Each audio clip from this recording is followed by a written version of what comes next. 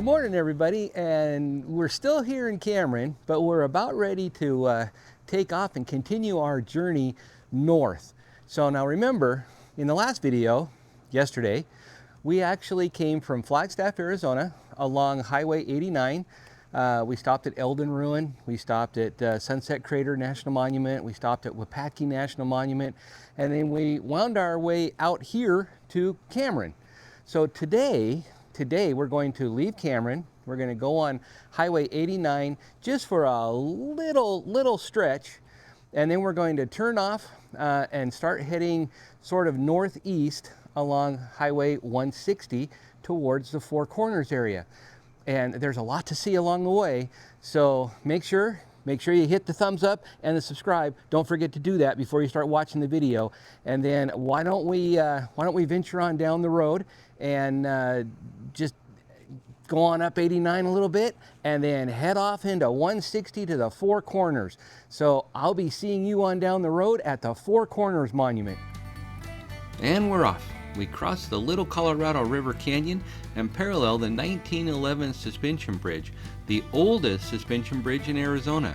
Once across the canyon, we are transported back to the age of the dinosaurs, as the surrounding rocks belong to the Chinle Formation, a 220 million year old snapshot as to what this area looked like in the late Triassic time. These colorful badlands were deposited on a huge floodplain by a very large meandering river system surrounded by a lush tropical forest. This forest is preserved in places like the Petrified Forest National Park just to the south of us.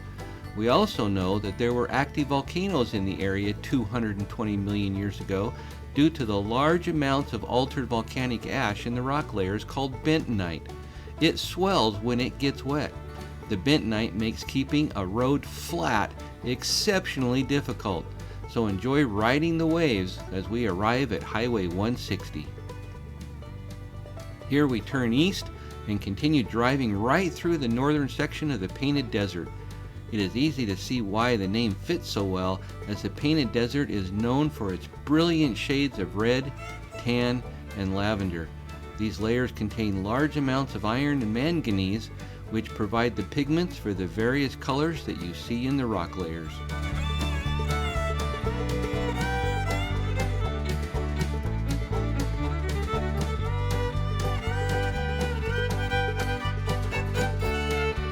Arriving at the top, we see the first red cliffs of the Jurassic. It's dinosaur time! Wouldn't you know it, I was too busy looking at the rocks and scenery and I missed my turn. No worry, a quick turn around and we are now on our way to walk where the dinosaurs walked 200 million years ago. Are you excited? I know I'm excited. Are you excited? The dinosaur footprints are preserved in what would have been a lush, wet, muddy floodplain in the very early Jurassic time period. Paleontologists believe some of the prints may have been left by the dinosaurs Coelophysis or Dilophosaurus. There are hundreds of these prints preserved, and you may wander the site freely. I must give a shout out to our wonderful and very imaginative guide, Bertha, for showing us the prints, as well as a myriad of other fossils. If you stop here, enjoy the footprints.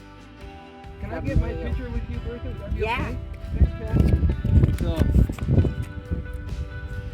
we're going to go out on YouTube on this, so this is going to be on YouTube. Okay. Thank you.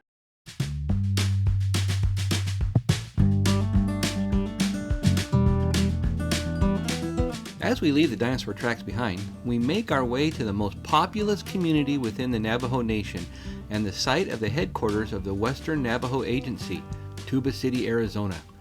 Tuba City is located within the Painted Desert near the western edge of the Navajo Nation. It has been the home of indigenous peoples for thousands of years and was first documented by Spanish explorers visiting the area in 1776, who noted the Hopi were cultivating crops in the area. In 1956, uranium was mined near Tuba City, with Rare Metals Corporation building a mill for ore processing. The mill closed in 1966, and reclamation of the mill site and tailings pile was completed in 1990.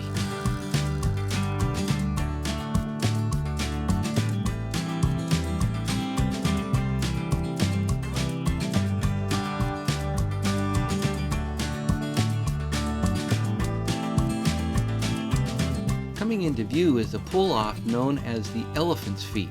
Now, these aren't really elephant's feet, of course. They are actually two erosional remnants of the 160 million year old Jurassic Entrada sandstone, which also forms the adjacent bluffs to the north of the Elephant's Feet.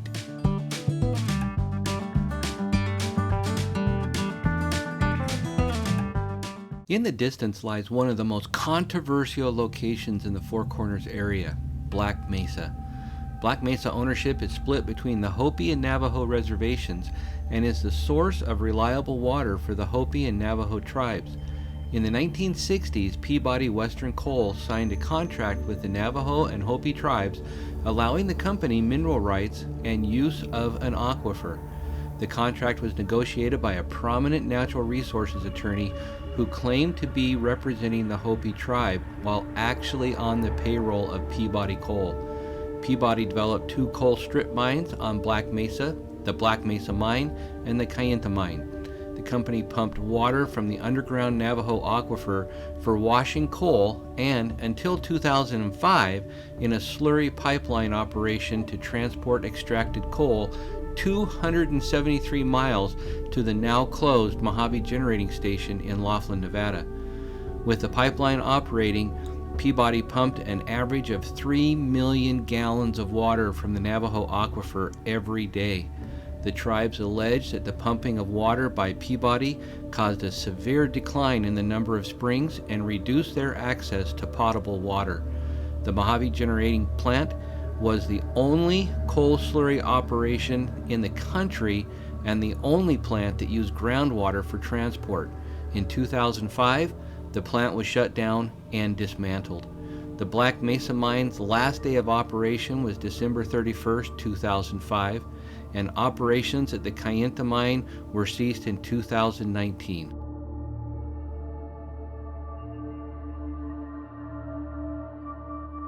This stunning view is of the 180 million year old Navajo sandstone dipping steeply off the Shanto Plateau to form the Oregon Rock Monocline.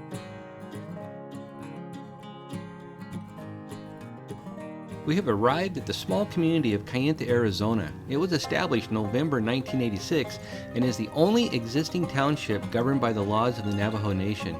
The name Kayenta means fingers of water because of how water runs down the rocks when it rains. The town serves as the gateway to the infamous Monument Valley located north of the community. But Monument Valley is not why we're here. We're actually headed to the local Burger King restaurant. Yes, the Burger King restaurant, not a sponsor, not for the food, but for a very special museum located inside the restaurant, a museum dedicated to the Navajo code talkers of World War II. Why in a Burger King restaurant, you ask? The restaurant was established in 1986 and is owned and operated by Richard Mike, the son of a Navajo code talker, King Mike. During World War II, the Marines initially recruited 29 young men from reservation boarding schools to build the Navajo code. Navajo is a unique tonal language, making Navajo a particularly good language for a secret code. The first Navajo language dictionary wasn't even produced until 1943. 6 Navajo code talkers worked around the clock during the Battle of Iwo Jima, sending and receiving more than 800 messages flawlessly. Major Howard Connor, 5th Marine Division, signal officer, later said, "Were it not for the Navajos, the Marines would never have taken Iwo Jima." The Navajo code was never broken and technically remained a state secret until the Vietnam War era.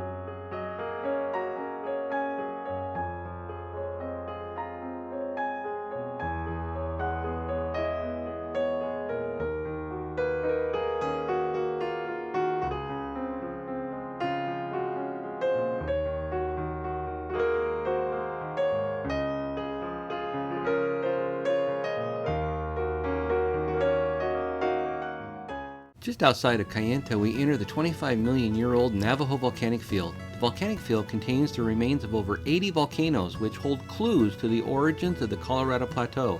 The eruptions of the volcanoes brought fragments of mantle rock called xenolith to the surface. Geologists studying these fragments have found the lower crust under the Colorado Plateau formed 1.7 to 2 billion years ago. One very prominent rock spire 7 miles outside of Kayenta is Church Rock. It is an eroded volcanic neck and the remains of one of the 80 volcanoes of the Navajo volcanic field. Church Rock was originally named Sculpted Rock by the merchant and explorer Antonio Armijo in 1829 while he was in the area exploring a trade route between Santa Fe, New Mexico and Alta California. This route would eventually become the Armijo route of the Old Spanish Trail. You can learn more about Antonio Armijo in our two videos entitled Journey of the Dead Man, Part 1 and Part 2.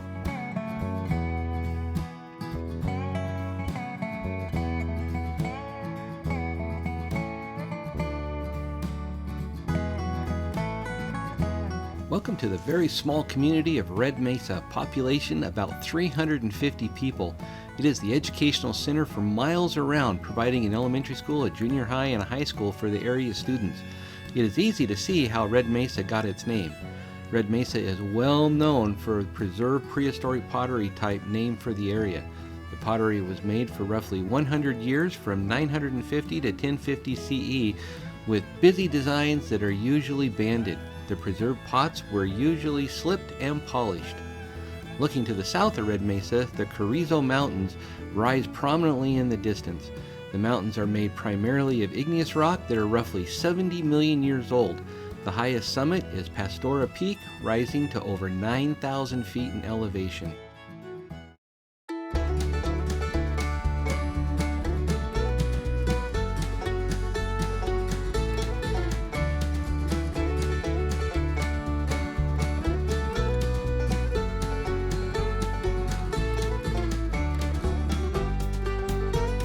On the horizon is Sleeping Ute Mountain. A Ute Indian legend describes the mountain as a great warrior chief who fell asleep while recovering from wounds received in a great battle with the evil ones.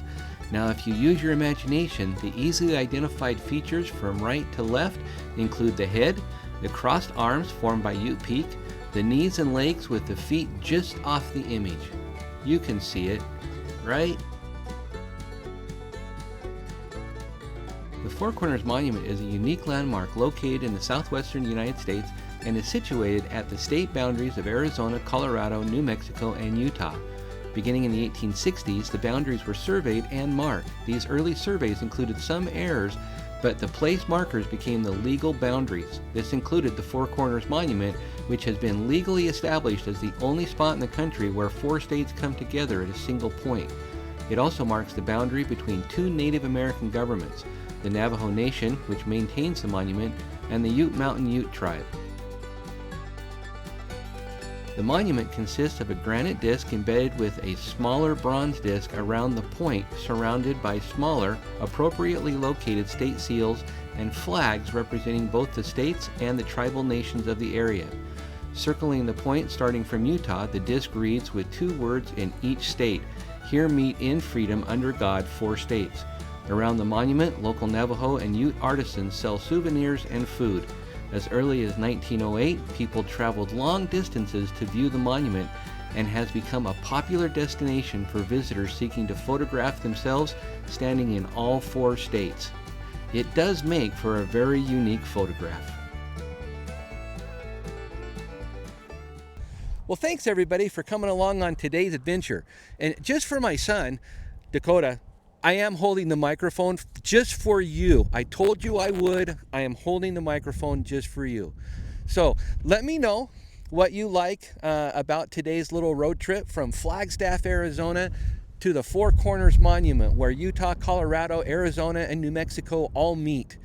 Was it the dinosaur tracks?